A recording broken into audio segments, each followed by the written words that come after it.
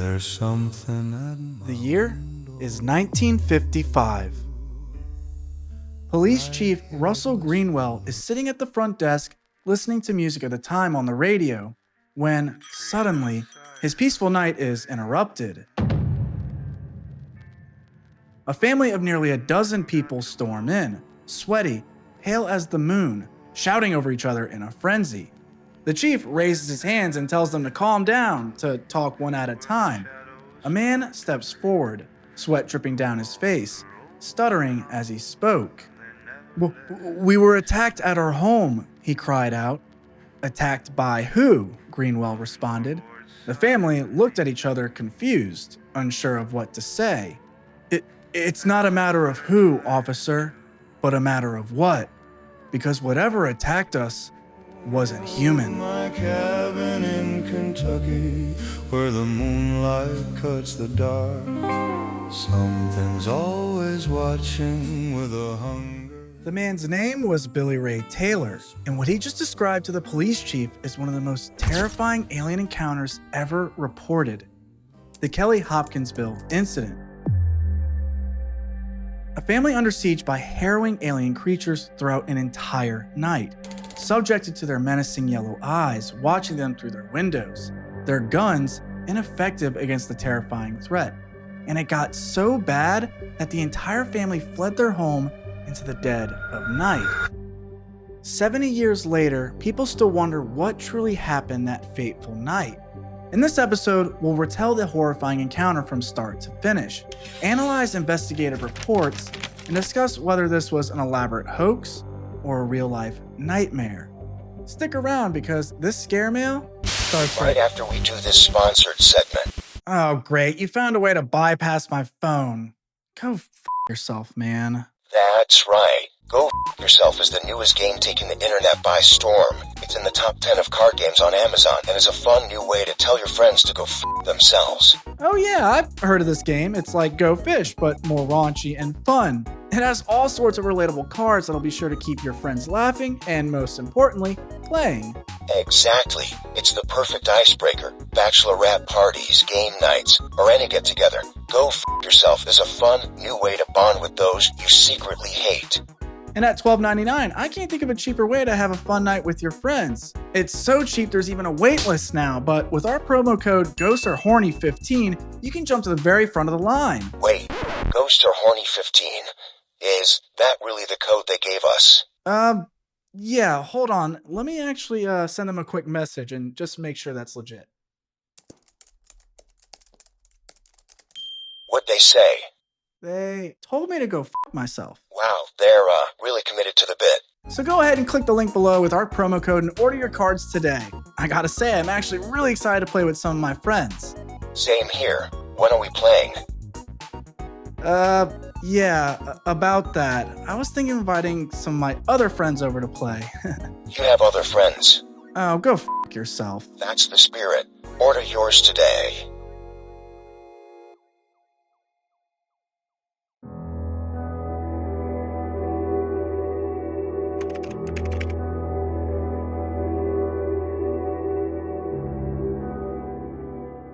It was supposed to be a festive evening in Kelly, Kentucky.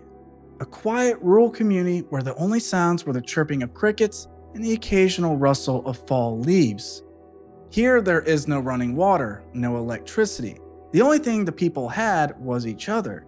And that was the case for the Sutton family who, while attending a mass gathering at their farmhouse, had no idea that their lives were about to be upended by something beyond comprehension.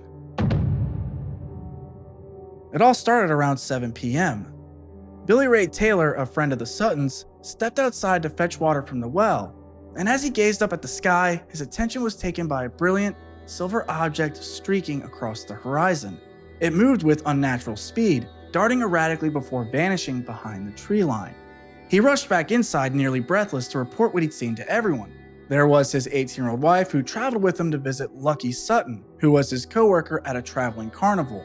Along with the rest of the family, 50-year-old widow and matriarch Glennie Langford, her 2 older sons and their respective wives, a brother-in-law, and the widow's 3 younger children.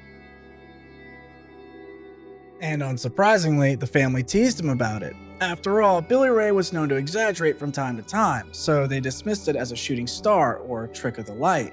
But little did they know that Billy Ray was not only telling the truth, but warning them of a visit they'd never forget.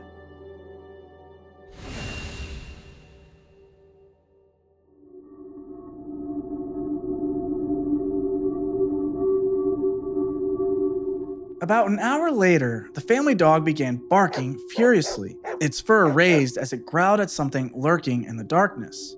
Billy Ray whistled for it to calm down and come inside, but it didn't.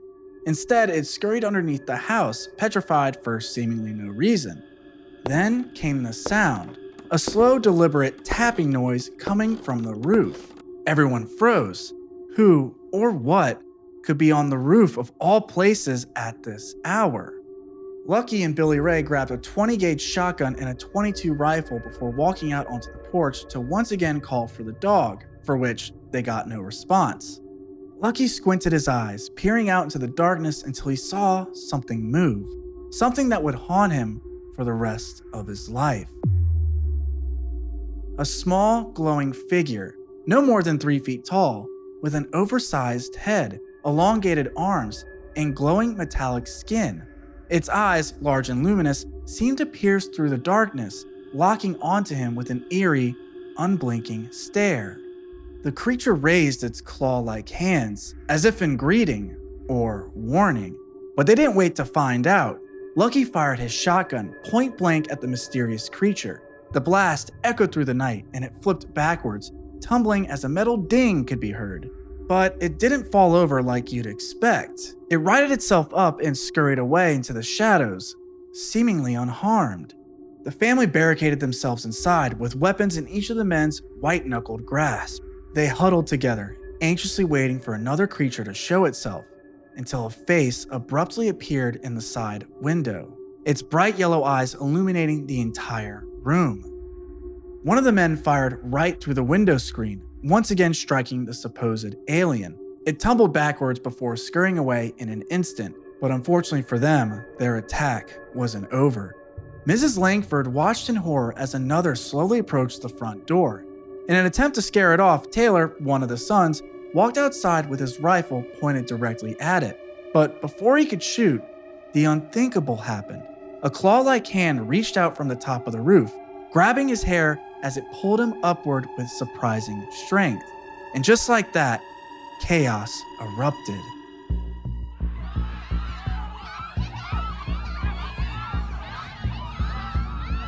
The family struggled to pull Taylor inside as Lucky fired blindly onto the roof, hoping to scare the assailant away. But to his horror, there were more. Another faced him in a nearby tree. He quickly reloaded his gun as Taylor was tugged inside, and once he was secured, fired another bullet into the branches. Ding! It floated to the ground, vanishing into the darkness just like the others. They retreated inside, hoping the creatures would simply go away. But they didn't.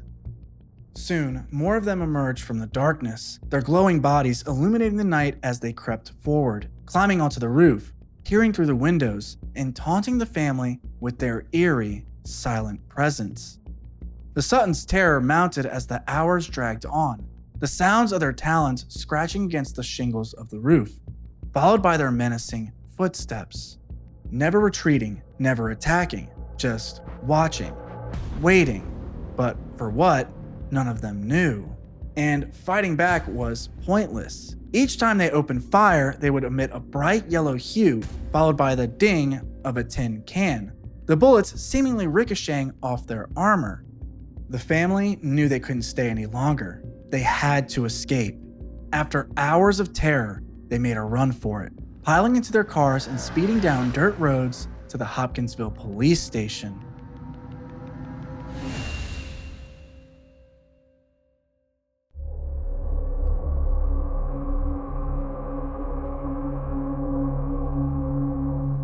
It is here where we rendezvous with Police Chief Russell Greenwell, who at first was skeptical of the whole ordeal, and yet the whole family was in a panic, erratically voicing their concern to the officer. Shockingly, one of the men's heart rates was at 140 beats per minute, nearly double what's considered normal. He wasn't sure if their story was true, but there was no doubt something petrified this family. Initially fearing a shootout between neighbors, Greenwell called for backup, and together they quickly made their way to the scene. Upon their arrival, the officers were shocked at what they saw. Bullet holes covered the entire home, shell casings scattered throughout the entire yard. And yet, despite this, there was no sign of blood, no sign of a break-in, and definitely no sign of any goblin-like aliens. The police immediately suspected the group was just drunk and rowdy, yet there was no evidence of alcohol either. The matriarch confirmed that no liquor was allowed in the house. So the police took her word for it, and with nothing to really go off of, decided to head back to the station. But the family begged one last time, "We're not going in there until you check inside the house." So they did, and again, found nothing. With the encounter seemingly at an end, the police went on their way, and the family went back inside to try to salvage some sort of sleep for the night. But as Glennie tossed and turned within her bed, she flipped over to see something she'd never forget. The bright yellow eyes of one of the creatures peering into her bedroom, with one of its claws firmly pressed against the window.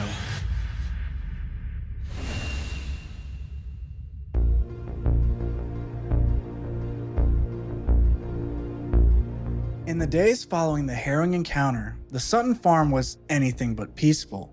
News of the incident had already begun to spread like wildfire, fueled by sensational headlines and the sheer audacity of the family's claims.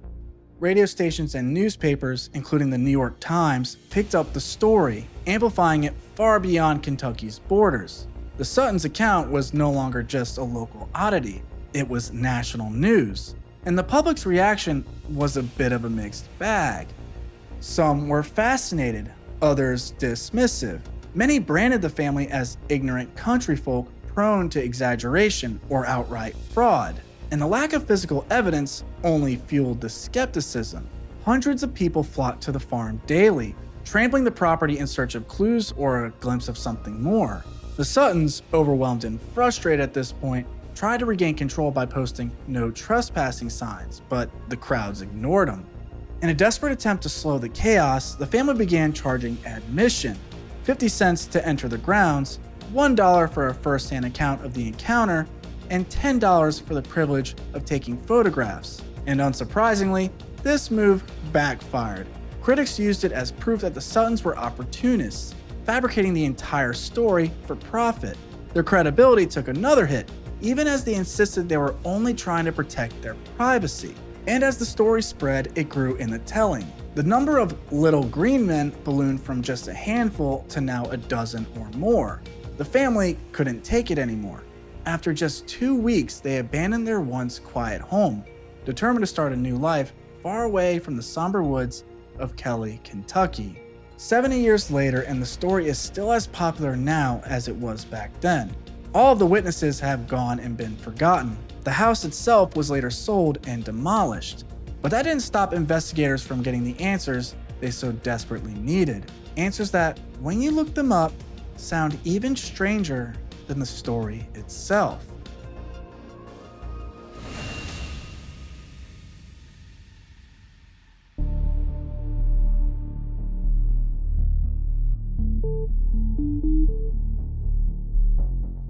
Like most older cases, the longer it's been, the less evidence there is. So let's do our own little digging and see what we can find. Right off the bat, we need to ask, were the Suttons in it for the fame and fortune? And as far as I can tell, no, they definitely weren't. Not only did their lives change for the worse afterwards, with losing their home along with being scrutinized for the rest of their lives, but they also barely made any money to begin with. Lonnie Langford, one of the children present that fateful night, admitted that he wished the whole ordeal never happened, and that his entire family, not just himself, tried to escape the terrible stench the story stunk onto the whole family. It was about the best thing Lonnie Langford and his family could have done. They'd spent the night of August 21st firing shot after shot at what they described as 3-foot-tall creatures with pointed ears, long arms, and talons. Today, he says his family has spent the past 38 years trying to live it down. Can't explain it. Just don't make me feel right, you know, because I don't think they believe us or, stuff like that. So if the family wasn't lying, then what did they really see that night? Well, let's go through it. Investigators suspected that alcohol may have been involved, but they found no evidence of drinking of any kind. No hidden stash of liquor, no beer bottles hidden away in the trash can. Nothing. It's almost hard to believe for a family of apparent hillbillies, but it tracks. Glennie Langford believed in a dry way of life, and it was reflected through her entire family, especially on her property. So they couldn't have hallucinated, but did they really see these supposed goblin-like aliens? Well, in 2006, a researcher and paranormal investigator by the name of Joel Nickel deduced that it was more likely that they came across owls. Great horned owls, to be specific. Wait a second. That can't be right. Owls? Really? That's right. They have big yellow eyes just like in the story, claw-like talons, long pointy ears, and large wings that look like arms that help them float. It all tracks, no need to question anything, case closed.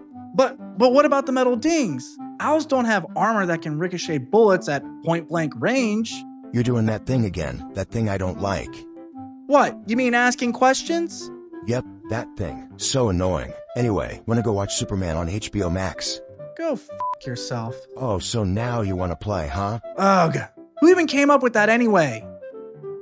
Wait a second. Joel Nickel was a senior researcher for the International Committee for Skeptical Inquiry? What the hell? This guy was paid to be a skeptic. How can we go off his word and word alone? If it helps, he also deducted that the UFO Billy Ray saw was just a meteor, which other people reported seeing that day. So, yeah. It's okay, Andrew. You can just blame the shilling on me. You know what? I guess he got me there, Mib. However, there are a couple things you missed. A local radio station host by the name of Bud Ledwith interviewed each of the witnesses on what they saw that night. And to his surprise, they all described the same exact creature, down to the most minute details. Everyone they gave a description had been separated for the entire day, so there was no way any of them could have coordinated with one another about how they described the aliens. Okay, well, they all just described an owl, so... And on top of that, the case was even legitimate enough to be investigated in Project Blue Book and was officially added to its files. Nice try, but they didn't actually investigate, did they, Andrew?